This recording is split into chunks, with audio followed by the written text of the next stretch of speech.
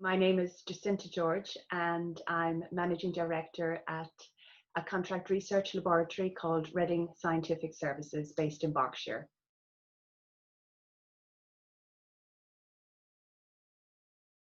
I got into the food industry through a chemistry route. I studied analytical chemistry.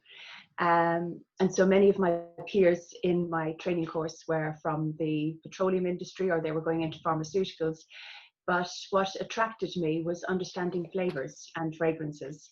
And I loved that idea. And really, then what transpired was an opportunity to join the flavor team at Cadbury Research here, based on the Reading University campus.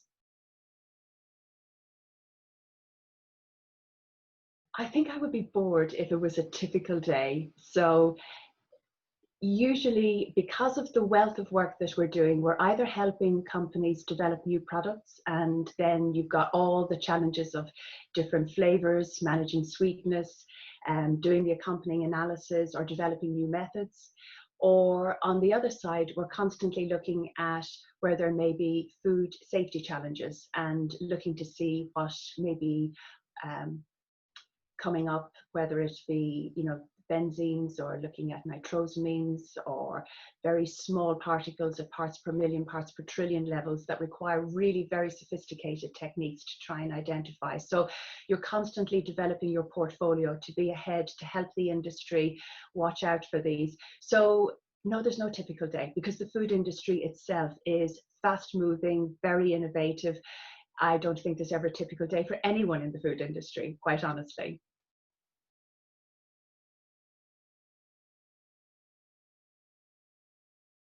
The easiest thing, as I say to my own son, is just ask a friend, ask a family member. Um, is there a neighbor, for example, that's in the food industry? Can you get yourself on some work experience? If you don't ask, you won't know. But then, through the whole of the lockdown, there's a whole host of other opportunities. And I had a little look myself this morning. You can either go onto companies' websites. There are very many big brand names. There's lots of very small and innovative companies, and they're very exciting. Watch on their websites. And some of them that have developed and grown during the whole COVID situation.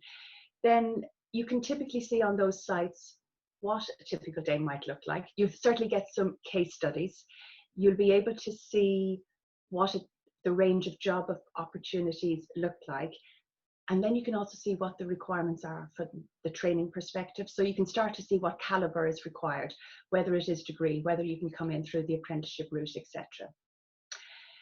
There are increasingly virtual job fairs, and that's something to look out for.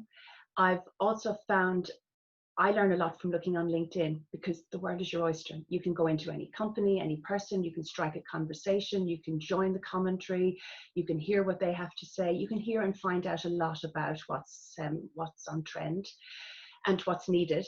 And then there are industry organizations such as the Institute of Food Science and Technology, that's the IFST. They are a huge resource either for learning materials, or you can join their membership. They have webinars that they run. We're running memberships at webinars at RSSL as well. So it talks about how to do new product development, how to do consumer science. You see chefs on television doing consumer science. Well, if you want to see how it scientifically is done, come and look at some of our webinars.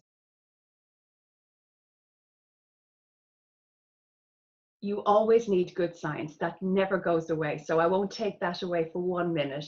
You need good, logical, analytical thinkers. You need help for people who are creative with new flavors, for example, and new product development ideas.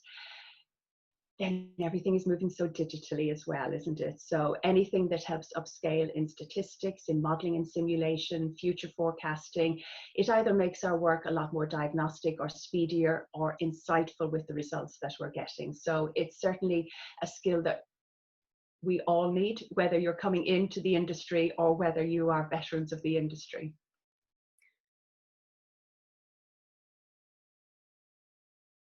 Have a go. I think just doing the food work experience opportunity allows you to get in, see and feel what an organization looks like, see and talk to people who are 20, 30 years in the industry.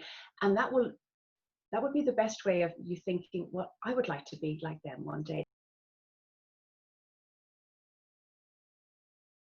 It's fast moving, it's innovative. You're always looking for what's the next trend. Every generation has a new idea. We're looking more at vegan foods, vegan replacements for foods. I was looking this morning and my son was telling me about how exciting that you're going to be using insects in the food industry. And, you know, there's lots of opportunities. And then I think from a scientific perspective, it's perhaps not always appreciated just how sophisticated the science is that goes into making food delicious and safe. And our laboratories here in RSSL, for example, will have equipment that is extremely highbrow. It takes a lot of investment, and it would be akin to anyone in any other chemistry or scientific field. So you won't be doing anything lesser than any of the other chemistry scientific professions. It is very challenging.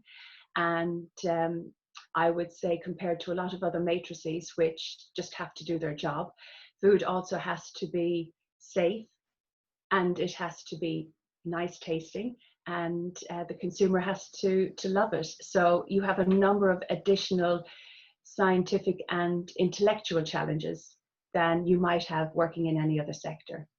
Of course, I'm a tiny little bit biased, but there you are.